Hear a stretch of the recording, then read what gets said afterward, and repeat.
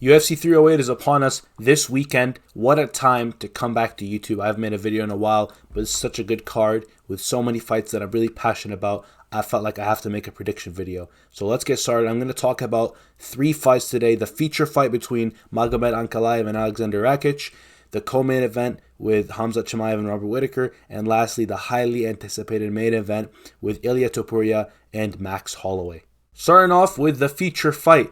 This is honestly what I would call a 50-50 fight.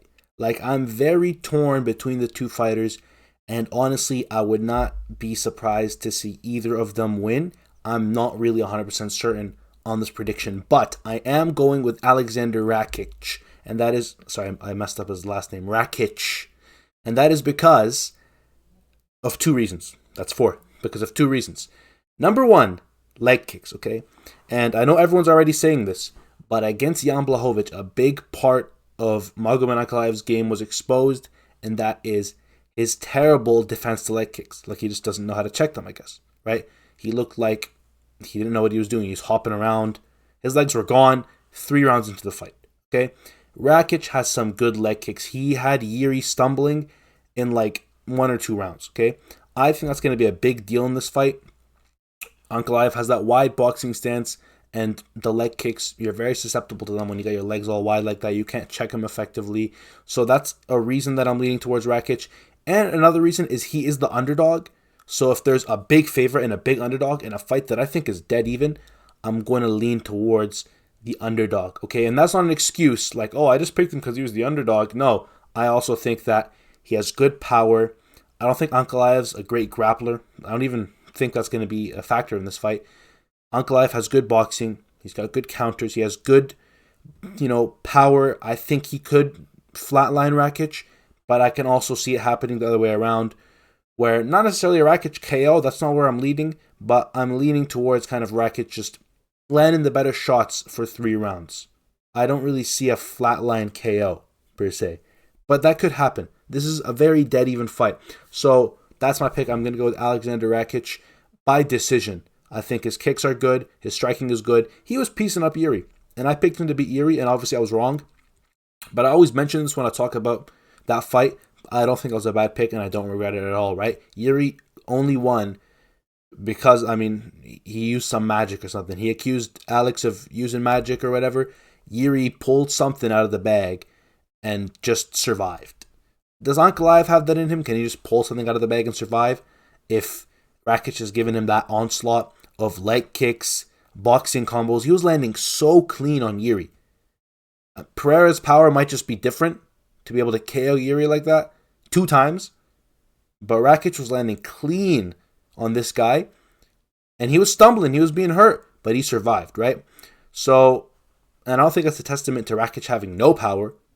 I think that just shows that Pereira has a lot of power. But yeah, I'm going to lean towards Rakic. I think he's very good on the feet. Very dead even fight.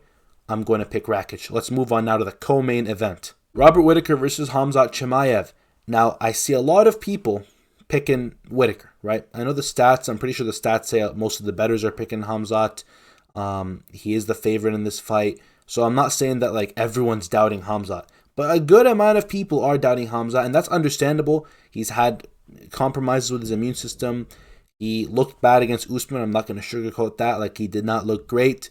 His excuse is that he broke his hand, but come on, fighters break their hands all the time. Like, Islam Makhachev supposedly broke his hand against Dustin Poirier or tore some sort of ligament, and that's why he's been out for quite some time now, and he's going to fight in like January, I think. He broke his hand or tore some ligament. He did something. People get injured, bro. It's a fight. You got to learn to deal with it, right? So I don't accept that as an excuse. I really don't know what the excuse is for the Usman fight, but if he shows up like he did in the Usman fight, even though that's his least impressive performance in his entire career, if that version of Khamzat shows up with that level of skill, I think he submits Robert Whittaker in the first round. If he gets Robert Whittaker down like he did to Kamaru Usman, if he gets him in the position that he got Kamaru Usman, he either gets a TKO or a submission. And I don't understand where this hype for Whittaker came. Actually, I do understand. This is exactly what I was going to talk about. The hype for Whittaker came after he beat Ikram Aliskerov. I don't understand that at all. That's what I mean when I say I don't understand where the hype came from. I don't understand how you can hype him up for beating a can okay? And now someone's definitely going to say, you guys weren't saying that before he fought, Ikram. You guys were saying Ikram's going to beat him. Who's you guys, bro? First of all, if I recall, the odds were dead even. For some reason, I think that's stupid. And adding on that, I think that's stupid. Why do I think that's stupid? Because anybody who thought Ikram had any chance against Whittaker was smoking. You were under the influence of something. How are you going to see a top 3 middleweight, someone who has consistently been ranked in the top 5? Yes, they lost their belt a while ago, but they've stayed consistently ranked in the top 5 of their division, beating all the toughest competition. And then you see some Dagestani with no notable wins. And he's most famous, this Dagestani, Ikram Aleksandar, he's most famous for literally losing to Khamzat. People used to post clips of him when he got signed, and they would say, this guy gave Khamzat his toughest fight before the UFC. And it would be him like blocking a kick or something, or defending a takedown. You know what happened in that fight, bro? He got knocked out in the first round. Like, I don't care how good you looked in round 1, you still got knocked out. It was a flush KO in round 1. I don't want to hear it about how good he looked for 1 round. How are you going to brag about someone's performance if they literally got finished in the first round? That was the only thing he had to his name. He gave Khamzat his toughest fight. We should see a rematch. He got KO'd in the first round, yeah, but, he didn't get absolutely demolished like, Gerald Mearshart. GM3, he ate one freaking punch and he went down. This guy didn't do that. He's different. All right, let's can that BS. So I knew Whittaker was going to smoke this guy. I knew he was going to put on a masterclass, but some people did it. Some people were actually picking him, and this is what happens with the MMA community. They'll hype up a non-opponent. First of all, I'm just noticing this right now. Why does Khamzat not have a country next to his name? Very interesting. Anyways, I was like, did I blur that out for some reason? Okay, he doesn't have a country next to his name. Whatever, okay. That's irrelevant. MMA fans will hype up a non-opponent. Or not a non-opponent, that doesn't really make sense. Like a non-skilled opponent, someone like Ikram, right? They'll hype him up. They'll be like, oh, Ikram, he's the next big thing, bro. This guy's out of Dagestan. And then when Whittaker gets the win, MMA fans will be like, oh, dude, you can't play with Whittaker, bro. He smoked that guy. Like, he just smoked Ikram, bro. Sorry, who's Ikram? Wait, hold on, slow down. You're boasting about him beating Ikram like Ikram's a big name to beat. Like, oh, I can't believe he beat Ikram. Not many people have that to their name, bro. That might be true. I think his only loss is Khamzat, but that's irrelevant. He hasn't beaten anybody. A win over Ikram is not a good win. That's just end of story, okay? Before that, the Paulo Costa fight, the Dricus du Plessis fight, he doesn't look great in round 1. Round 1 against Ikram, he smokes him. You want to know why? Because there's levels to this game. Ikram's a nobody. Whittaker's a top 5 middleweight and has been in the top 5 for a while now. There's levels, okay? Being from Dagestan doesn't mean you're going to win the fight. The only accolade Ikram had to his name, and I can't stress this enough, was his country of origin. Not everyone from Dagestan's a killer, bro. All right, and Ikram proved that. Now, on to Whittaker's flaws. We see him look a bit sloppy in round 1 against actual skilled fighters. That throws Ikram out of the window. We're not even going to mention his name for the duration of this video. I'm tired of talking about it. Against Paulo Costa, he got caught with that spinning wheel kick in round 1. Okay, now obviously Khamzat's not going to do that. I'm not mentioning that to say that's what Khamzat's going to do, but against Dricus du Plessis, he got taken down very easily in round 1. All right, so we're talking about takedown defense here. People always hype up, and they still are hyping up Whittaker's takedown defense, saying, look how we looked against Yoel Romero and whatever. Bro, Dricus du Plessis hit him with like some Ronda Rousey trip, and Whittaker just flopped over. And when he was trying to get up, he was setting himself up for a Darce. If Dricus du Plessis knew how to finish a Darce, it would have been over for Whittaker. But I don't think his name is a tongue twister. I don't think DDP, let's go with acronyms now, I don't think DDP knows how to finish a Darce. So he didn't finish him in round 1. If Khamzat gets you down like that, which I think he will, without a shadow of a doubt, I think he will, and if he gets you flat on your stomach like that while you're trying to get up, and your neck is just open for a Darce, he's going to get that Darce. He's going to lock that shit in tight, and you're not waking up. All right? So I'm going to go with Khamzat. I think a lot of people are sleeping on him. He does look a bit different this fight week, okay? So I don't know what version of Khamzat we're going to get, which is why this is kind of also a little bit of a coin toss. I wouldn't say it's 50-50 like the last fight, but it's a bit of a coin toss, as in maybe like I'd say 75% I think Khamzat wins, but there's like a 1 in 4 chance, which is that remaining 25%. I don't know why I switched from percentages to fractions. 75% I think Khamzat wins, but there is that 25% where I think Robert Whittaker gets it done, and that's largely in part due to the fact that we're seeing like a new Khamzat, okay? He's wearing glasses now, all right? And I wear glasses too, not for the video because it causes some weird glare. But, like, he's wearing glasses now. Like, just, we get Professor Khamzat. Like, who is this guy? And he's all humble and nice. Like, this guy was commenting Pereira. This guy's complimenting people. Where's cocky, crazy Khamzat, right? Maybe this is a good thing, though. Part of me thinks this is, like, good for him.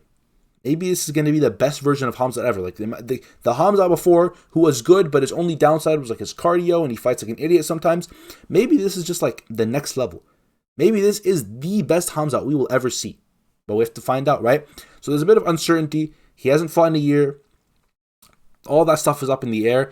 But if we see the Khamzat that stepped in against Usman, and let me remind you, that was the worst version of Khamzat we saw, I think he beats Whittaker very easily, right? And there are moves like the jab from southpaw I could talk about that he landed on Gilbert Burns, and we saw Whittaker get knocked out by Dricus du Plessis. Same exact punch, jab from southpaw, as Whittaker was exploding in. And a lot of Whittaker's power comes from those explosions.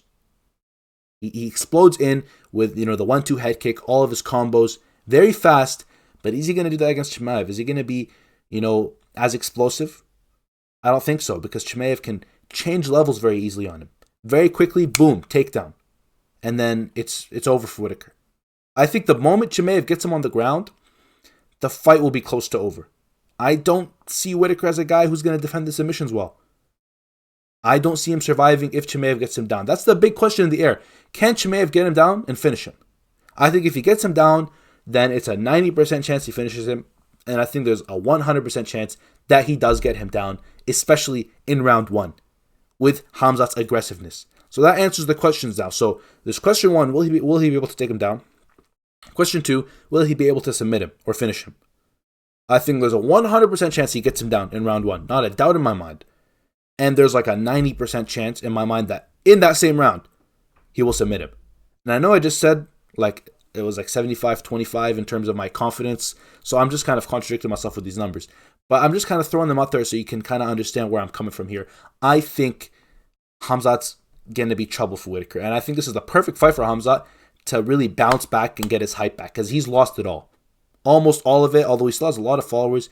His name still carries a lot of weight.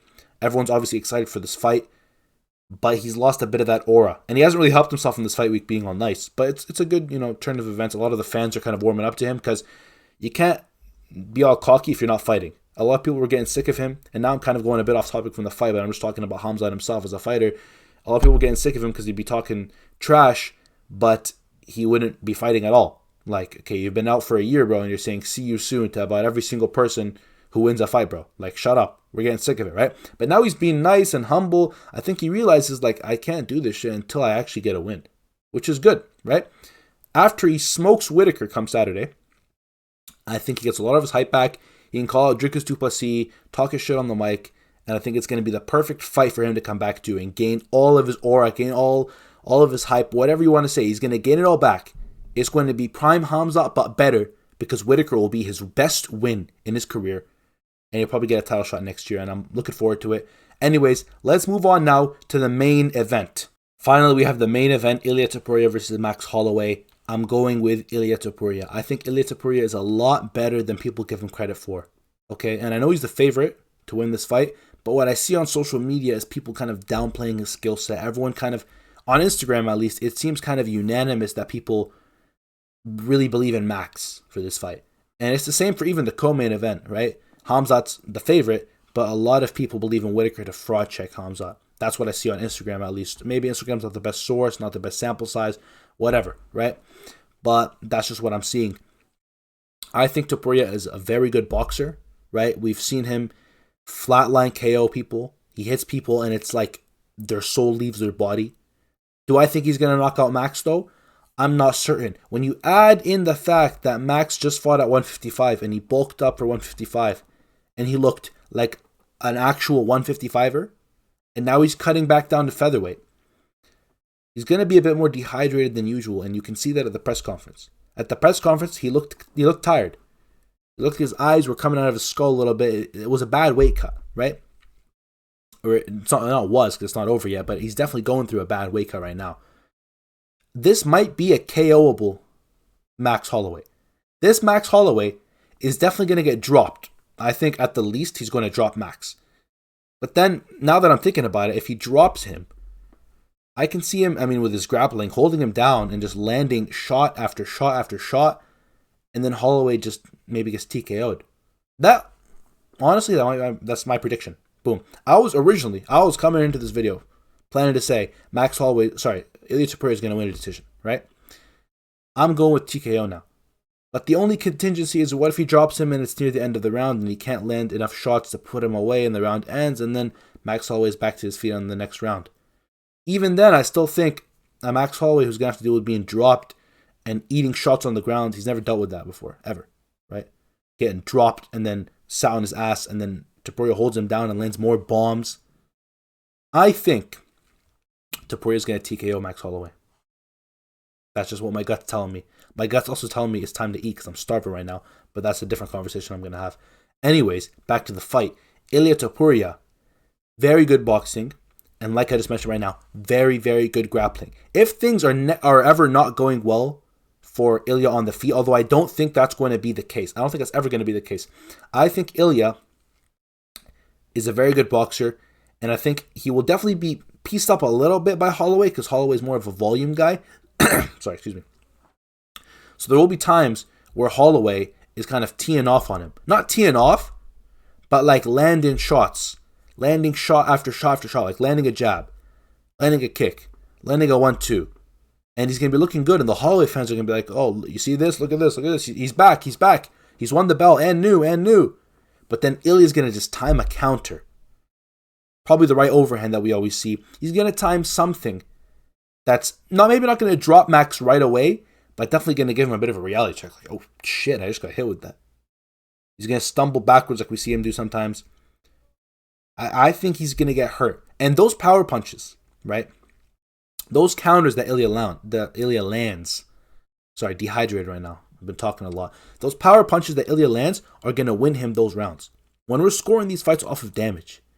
If Max is looking good with his jab and landing good leg kicks, nothing like crazy damaging, but he's just landing a lot, and then boom, Topuria counters him with an overhand that makes Max stumble backwards, and now Topuria is chasing him and trying to land again, and he's hurting Max on the cage. Either we see Max get dropped and maybe finished, or what's more likely is Max survives, he kind of runs away a little bit, gets his head back in the game. Maybe Topuria then mixes in a takedown. I'm making a whole freaking fantasy fight right now, but I hope you can understand my train of thought. I think Topuria will rock Holloway, and if all Holloway's been doing in that round, leading up to that point, is landing light jabs and light little leg kicks, nothing super damaging, that's going to win Topuria the round. So, at the minimum, I am taking Topuria by decision, without a shadow of a doubt. I'm taking Topuria as the winner of this fight. But the method of victory, I'm most convinced that he's probably going to win a decision or a TKO. I'm kind of torn between the two. Because I can see him hurting Max and dropping him and then going down and landing the final shots and the ref, separates the fight. Or maybe hurting Max, and as Max is, running away or on the cage, Topuria goes in for the takedown, slams him on the ground, lands more shots, and now Max can't go anywhere. He's just been hurt, and he's now down on the ground, being held down by this strong wrestler in Topuria, and Topuria's going to be landing more and more bombs. And this is a dehydrated Max, probably the most chinny Max we're going to see on Saturday night. And he'll just go out. Or just won't intelligently defend himself enough. Just be eating the shots, and the ref will have to step in. I can see a TKO. Or if Max survives, if maybe Ilia rocks him too late, if Max manages to defend the takedowns, defend on the ground, then Ilia will just win that round because of the damage. And then that will tally up. And maybe near the end of the fight, Max is going to start to shine. If the fight gets to championship rounds, you're going to see, I think, Max look a lot better. Maybe you're going to see Ilia gas out a little bit. Not completely gas out. We're not talking about like Chimaev levels of gassing here. But we're not going to see him look as sharp as he does in like the second round. Ilia in the second round and the third round is a very, very dangerous fighter. But in the fourth round, it's going to start switching to Max Holloway's world. Sorry, stuttering a little bit. It's going to start switching to Max Holloway's world. And then come round 5, I think Max can look very sharp, but that's not going to matter. Right? We're not talking about who's going to look best in round 5. We're talking about who's going to win the fight. And I can't see Holloway winning this. I really can't see Holloway winning this. Sorry, my train of thought, it keeps crashing because I've been talking for so long. I've been doing multiple takes too, so it's not just the video you see. I've been doing multiple takes because I stutter a lot, okay? Regardless, back to the freaking video. If the fight, this is the only reality where Max wins, if he starts piecing him up on the feet, right? And that's a possibility, you know? Maybe he really is just the best boxer in the UFC, and I have no idea what I'm talking about, and Ilia's counters really aren't that good, and Holloway's just going to piece him up. In that case, Ilia has wrestling. Ilia can chain wrestle against Holloway, hold him down, and then when you're on the ground, guess what? Best boxer doesn't mean shit, because Ilia's holding you down and he's landing bombs. Maybe going for submissions, right? Ilia is very well-rounded. And I don't see a scenario, by the way, where Max completely shuts him down in the striking. Ilia is very good. Max is going to slip up at least once, right? When have we ever seen Max pull that type of performance where he's kind of just untouchable, never gets touched once, right? He's going to get touched. This is sounding very, very suspicious. Let's reword that. Ilia is going to connect on Max. That sounds a lot better. Ilia will definitely connect on Max, and when Ilia connects, he is going to shock Max's world. I'm taking Ilia all day, every day. I think Ilia's power and accuracy can't be undermined. Speaking of power and accuracy, I want to mention this actually. After Max beat Gaethje, people now have this vision in their mind that Max is unbeatable, or at least un-KOable. And that's, I guess, Ilia's big strength, right? The KO. He's not going to out-volume Max, right? He could definitely out-damage Max. But then people are questioning whether or not he can KO Max. That's the big thing Ilia's been saying. He said he's going to put Max's lights out. All of Ilia's fans are kind of riding on that train, saying like, yeah, he's going to KO Max.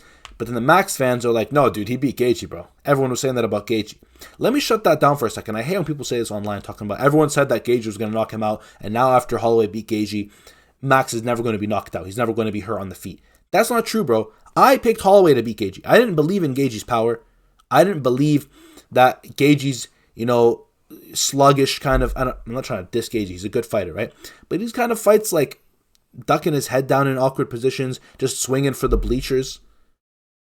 And he connects on Holloway, and yes, he dropped Holloway, but I didn't think it'd be enough to put Holloway away. I didn't think Gaethje was sharp enough to put Holloway away.